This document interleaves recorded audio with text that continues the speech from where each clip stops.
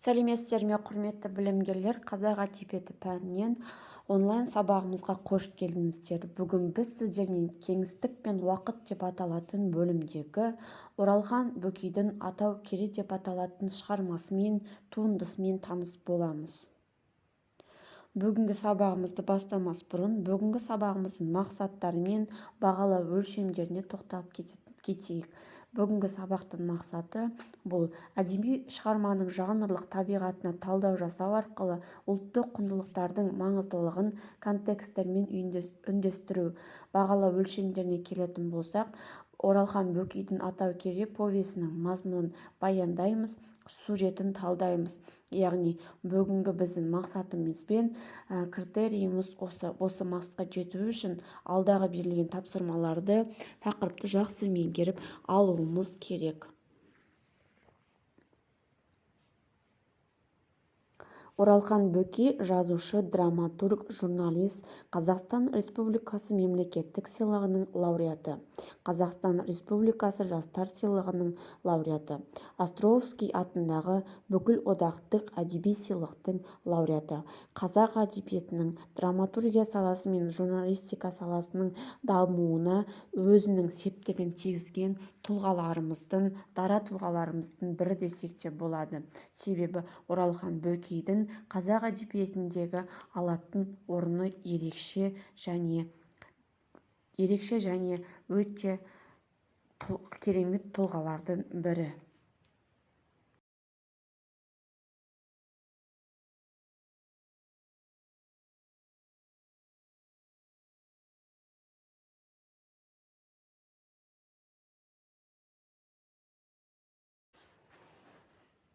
Атау кере повесі бұл бүкіл адамзаттық мәселелерді қозғайды. Повесть оқиғасының басында еріктің реалистік сипаты басым болса, шешімінде мифтік реалист сипаты басым болады. Яғни, қаламгер адам өмірінің аралар дүниесіне ұқсатады. Еріктің көк басты сонаға айналып кетуі де, қатын суының арғы бетінде жұмбақ қыз бұл символ болып тұрады. Яғни, Атау кере повесінің талдау бойынша символы не бәрін біз көрсетіп, ашып, талдап беріп отырмыз сіздерге. Яғни, бұл жерде қатын суының арғы бетіндегі жұмбақ қыз елестеуі бұл символ болса, бұл жерде мифтік сипатта және реалистік сипатта бірдей ұштасып келеді. Яғни, шығарманың басты ерекшелігі, басты сипаты осында екен.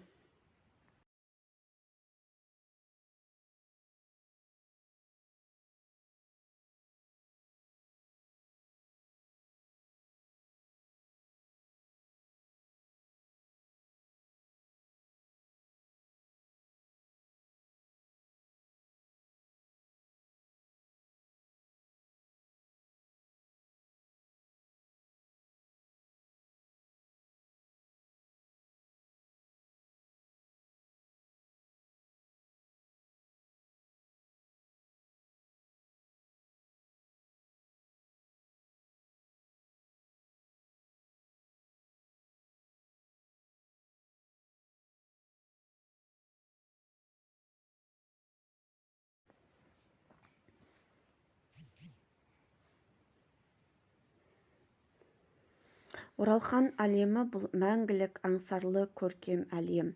Ол табиғатпен етене жақын, жүрегі егіз. Оның әдеби орта мен қалың көпшіліктің арасында мойындалған һәм жоғарғы сұранысқа ие шоқтығы биік шығармаларының бірі және бірегейі Атау кере романы. Яғни, бүгінгі біздің басты тақырыбымыз осы Атау кере шығармасы. Оралхан айтып кеткеніміздей әлемі өзгеше, мәңгілік аңсаған көркем әлем. Ол табиғатпен етене жақын болып, жүрегі сол табиғатпен егіз болған. Оның әрбір шығармасы әдеби орта мен қалың көпшіліктің арасында мойындалған сұранысқа ие керемет шығарманың ең биігіндегі тұратын шығармалар осы Оралхан әлемінен көруге болады. Бұл тек қана біз бір шығармасын алып қарастырып отырмыз. отырық. Бұдан да бөлек қаншама шығармалары өте бір сұранысқа ие болып, сондай бір керемет талданған шығармалардың бірі. Енді шығармадағы, яғни романдағы басты кейіпкерлер бұл жерде Таған, Ерік және Айна деп аталатын құрдастар, яғни замандастар. Ерік пен Айна ерлі-зайыптылар, алайда олардың үшеуі шығармадағы үш негізге арнаны құрайды. Үшеуі үш әлем, үш категория. Бұлардың барлығын тылсым тағдыр мен айналып келгенде біраз уақыт бір шаңырақта өмір сүруге жалықтырған еді. Яғни Атаукере бұл хикаяның, яғни бұл шығарманың ең негізгі көтерген тақырыбы бұл жерде адамның адамгершілік болмысы, қаймағы бұзылмаған табиғат аясындағы барлық бәле сұмдықтан алыс, өз қиялымен, өзі қолымен жасап алған жұмбақ әлемінде күн кешкен адамдардың іс-әрекеті суреттеледі. Яғни шығарманың ең басты көтерілген мәселесі мен тақырыбы осындай екен. Айтып кеткеніміздей, романдағы бағана үш кейіпкер негізгі шығарманың бас кейіпкерлері болып есептеледі.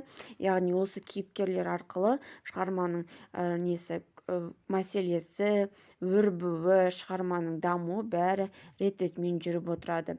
Ерікті мифтік бейне деп отырғанымыз бұл жерде ол өзінен құбылуына байланысты бір түрден екінші түрге ауыса алатын тек миф кейіпкерлері болып есептеледі.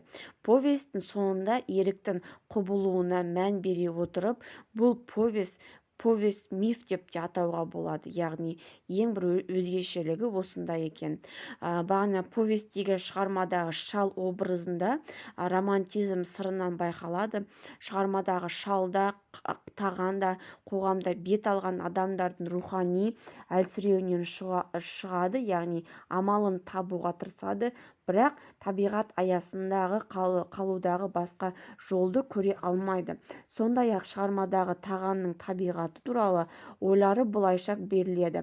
Табиғат жаратқан алқам-салқам болмайды. Ол әмісе әдемі, әмісе сүйкімді, әрі шырайлы, әрі ақылды. Сондықтан да адамдар секілді қателеспейді. Табиғат мәңгілік тірі, өтірік айтпауды, алдап арбамауды, табиғаттан үйрену керек екендігінің, оның табиғаттың жүрегі таза екендігін түсіндіреді. Яғни шығармадағы керемет сөздер осы табиғат жайында сөз етіледі. Табиғат мәңгілік тірі дүние, ол өтірік айтпайды, ол алдамайды, ол табиғаттан осы нәрсенің бәрін біз үйреніп алуымыз керек, өйткені оның дүниесі таза, шексіз, пәк деп көрсетіп кеткен.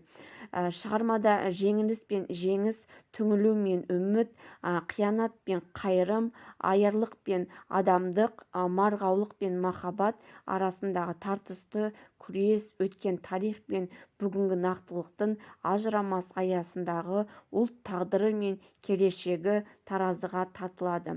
Романның кесек-кесек идеяларының түйіні кульминациялық сәтке, яғни жетіп, ширақта шымыр тарқыланады.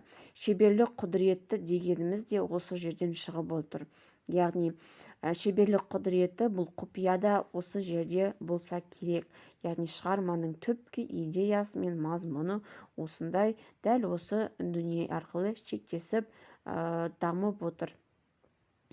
Айтып отқанымыздай, Оралхан Бөкейдің бұл шығармасы Оралхан Бөкейді жаңа қырынан, жаңа жағынан әлемді бағындыруға, биік белестерден көрінуге өз үлесін септігін тигізген шығармалардың бірі.